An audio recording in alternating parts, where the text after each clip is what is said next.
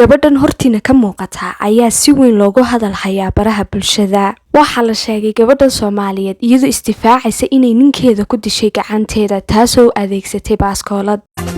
isma oran axad baa socdaal geeli isma oran isniin baa dalxiis tegi isma oran inan baad ku caashaaqi fiidiyogan hortiina ka muuqda markii lamaanahani iska duubayeen sida muuqata gabadhani waxay leedahay uur. gabadhani waxay ku jirtaa TikTok sidoo kale muuqaaladan hortiina ka muuqda waxa laga soo qaaday TikTok.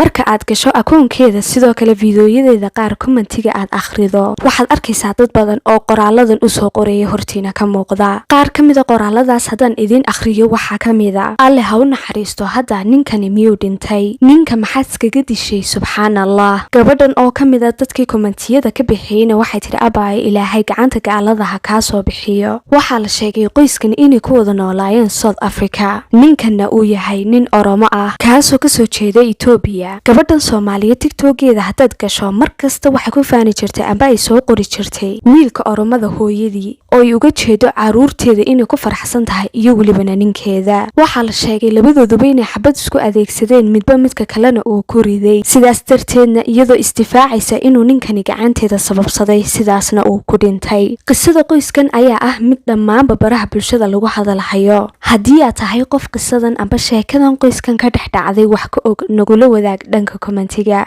Can never be without your love, you know me. Your love is in my heart and in my blood, it runs deep.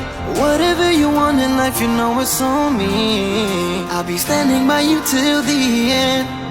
Yeah, we built it over trust, I'll never get enough. You got me all in love with you. So many things I do and girl, you never wanna judge. And maybe you're the reason that I ever fell in love. You never gave me drama, so no need to walk away. Girl, I just wanna be right with you every single day. And if there's any trouble, yeah, we coming through as one. You know I got your back in every way under the sun. Girl, I be staring, looking at you every single night. I just gotta let you know you brighten up my life.